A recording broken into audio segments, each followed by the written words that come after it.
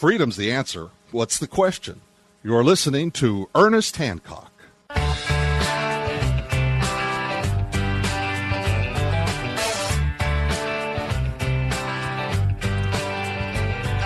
Yeah, crank it up here and declare your independence of me, Ernest Hancock. Oh, we're going to have a rip-roaring good time this half hour. We got George Donnelly from WeWon'tFly.com. Hey, George, how you doing, man?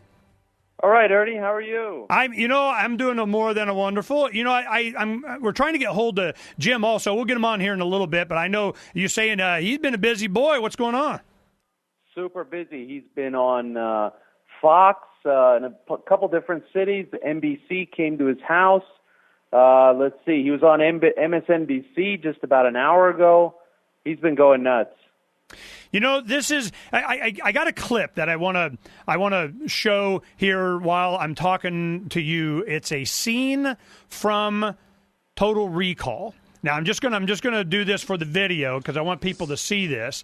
What they're doing is they want to have the ability to just look through and around and even in Total Recall they just went down to the skeleton, and I'm going no. They want to see you naked. They want to see you naked before the king or you get groped. And I'm going, at what point does it get to the point to where you just go, it's more than just being, heck, some people pay extra for that. I mean, that's not the point. It's that you have this coercion, this force, and the people and the minds behind it. It just demonstrates how evil they are. And you guys doing WeWon'tFly.com, what brought that on, man? What got you guys all worked up? It was Michael Roberts, the pilot, who said no to both the scanners and the new enhanced pat-downs, even though it put his livelihood at risk. He took a stand. That inspired Jim. Jim told me about it, and that's what got us going on this project. Well, tell me about it.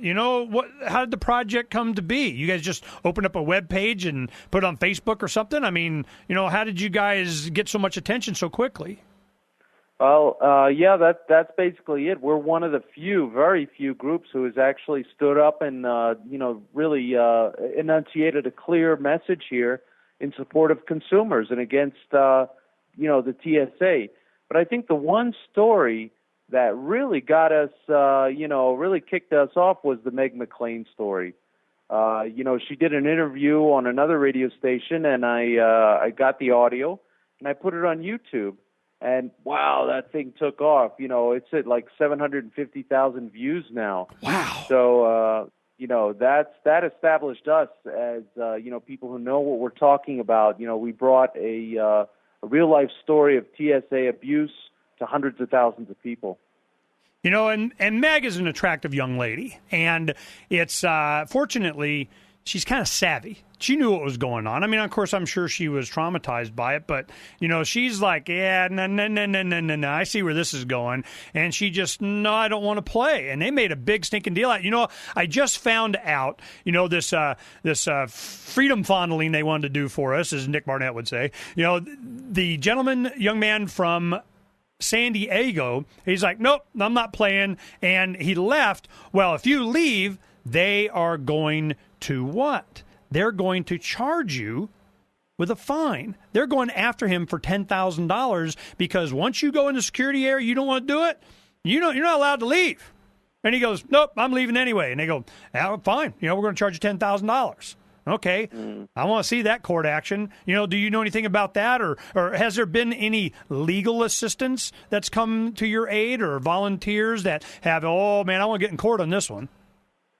No, nothing like that. But I do hope John Tyner gets in touch with us so that we can help him raise funds for his legal defense. This issue is getting really serious here because the TSA administrator in an article reported by I think it was Joe Sharkey in the New York Times, and in this case with John Tyner, is getting dangerously close to suggesting that John Tyner and people like him could be terrorists who are probing their security theater. Well, that's their justification. We're being probed. You get probed, we're not allowed to be probed? I mean, what are you saying? Well, yeah, they're saying that, once you, somebody like John Tyner, since he came into the secure area, he has to finish the screening. And if he doesn't finish the screening, then it could be that he is a terrorist who is probing, their reaction to see where the TSA is weaker and where it's stronger, so that, he theoretically, according to the TSA, could plan a better terrorist attack. The TSA rhetoric from the administrator, John Pistol, is getting dangerously close to suggesting that people who get up to the gate and say, whoa, TSA, you didn't tell me anything about this until now, and I'm not standing for it. It's getting too close to suggesting that these people could be terrorists. I don't know if you know, tomorrow morning, we're going to have this very discussion with the Phoenix Police Department and the TSA. I just got called by the acting federal security director for Phoenix and Spoke airports, and her name's Heather Callahan, and she's really concerned about us recording or the media and all that kind of stuff. So I said, look, this is how it's going to happen. Everybody's going to be here at the workshop. You guys come down. We had Phoenix Police here before and various other activities we've done. We always want to make sure nobody dies, We get to voice our dissent, and everybody knows what their role is. And if they say you can't, we're always creative. We get to do what we want to do one way or the other. But the thing is that she comes down. I said, there will be video cameras on. You are walking into our establishment being videotaped. At some point, when we sit around and ready to start the meeting, anybody have any objection to a recording of this meeting? Anybody says yes, okay, fine, we'll turn them off. But you're going to be on camera saying, nope, we don't want to happen. Because it's not a media thing. I'm not worried about that. That'll happen the day before Thanksgiving. We'll get more than enough attention then.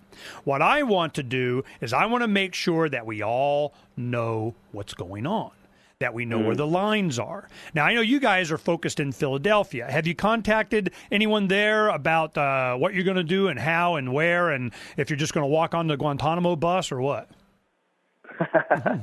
No. Jim has pretty strict policy against begging permission. But this situation's a little bit different. So, Jim and the other organizer, Ken Krawchuk, they're still kind of debating how to handle it. But at other airports, the airport management is on the offensive here. I got a call from Kansas City wanting to have a sit-down meeting with the people responsible for the outreach there. And I believe it was in Dallas, the local meetup organizer. He's already had a meeting with the authorities there. He said that there were 8 guys, mostly law enforcement, big tough guys, against him alone to talk about this, and he said they were scared. Yeah, I tell you what our experience has been. The reason we work with the Phoenix Police is because there are good peace officers and there are bad law enforcement.